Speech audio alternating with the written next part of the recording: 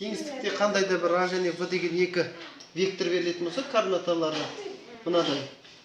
Оларды көбейтудің екі тәсілі бар. Екі тәсілі, біреу скалярлық көбейтінді деп аталады, екіншісі векторлық көбейтінді.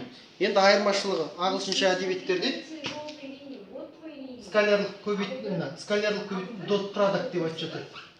Бұның ерекше бір немесе кейде кілт моменті ол одан сан шығады.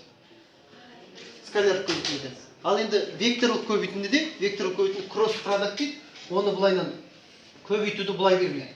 Яғни онда кросс продактта именно бізде вектор шығады.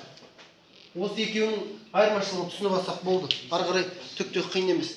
Енді скалярлық көбейтінді кәдімгі өзіміз білетін ереже бойынша шығарады.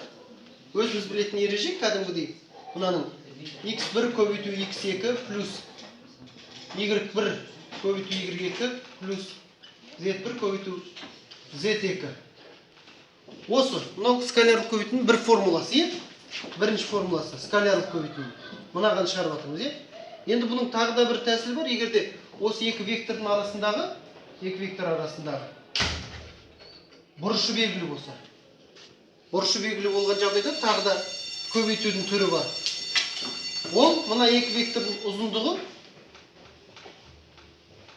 және сол екі вектордың арасындағы бұрыштың косинусын жазады. Яғни бұл екеуі де скалярлық көбейтінді. Яғни скалярлық көбейтінді болғандықтан бұл екеуінің де нәтижесінде константтық сан шығады. Нақты сан шығады. Болды. Ал енді біз мына векторлық көбейтіндіні айтайық. Векторлық көбейтінді біз нәтижесінде вектор шығу керек. Яғни ол вектор шығу үшін біз алдында үшінші ретті анықтауыш өттік қой. Үшінші ретті анықтауыш өткенде, сол кезде біз мына А көбейту В-ны кросс продакты жазатын болсақ, яғни біз айтамыз ағылшынша, векторлық көбейтінді табатынбыз. Онда біз үшінші ретті анықтауыш табамыз. Үшінші ретті анықтауыш тапқан кезде бірінші жолына біз жаңағы кеңістіктегі компландар емес векторларды орттар бойынша жазып шығамыз. Яғни оның орттары x-ті i, j, k. Міне, бірінші жолына соны жазып шығамыз да, өйткені ол бізде соңында вектор шығу керек. Ол қандай вектор екен, соны айтамыз. Екінші, мына А мен Б-ның координаталарын сәйкес жазып шығамыз. x1, мынада x2, y1, z1, мына екінші жолға А-ның координаттарын, үшінші жолға Б-ның координаттарын. Соң кейін мынауымыз y2, z2 болады.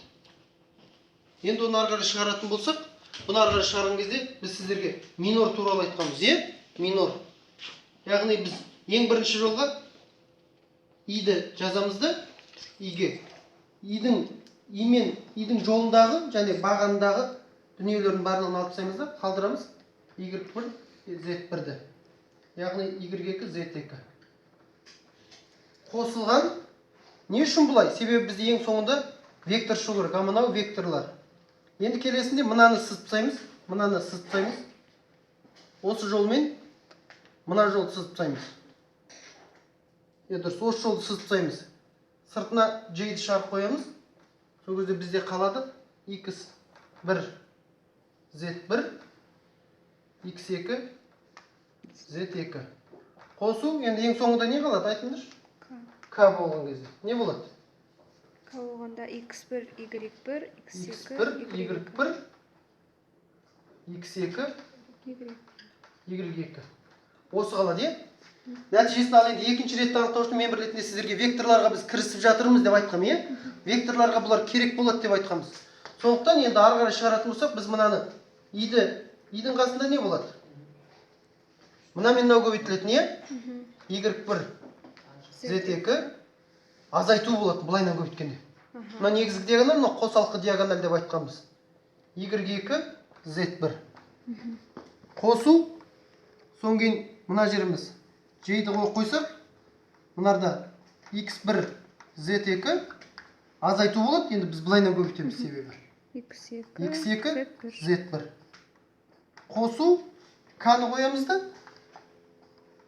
Енді мынаны қойып өтіп айтып берші. Қалай x1 y2 x1 y2 алынған x2 y1 x2 y1. Міне. Нәтижесінде бізде мыналарды қазір көбейтіп шығарған кезде қандай да бір мынадан бір сан шығады. Оны біз а дей салайық. А деген сан көбейтілген и. Плюс б деген сан шығады дей салайық мынадан. Б деген сан көбейтілген j. Бұның үстіне біз мынада. Плюс бір с деген сан көбейтілген к. Енді осылай міне орттар бойынша жіктеліп тұрса, ондеше біз мынадан қандай да бір мына екеуін көбейткен кезде қандай да бір с вектор шығады десек, онда ол с векторының координатын мына а, б, с, мынау x, мынау y, мынау z болады. Қайтадан орттарды қайтадан векторға келтірсең. Бол.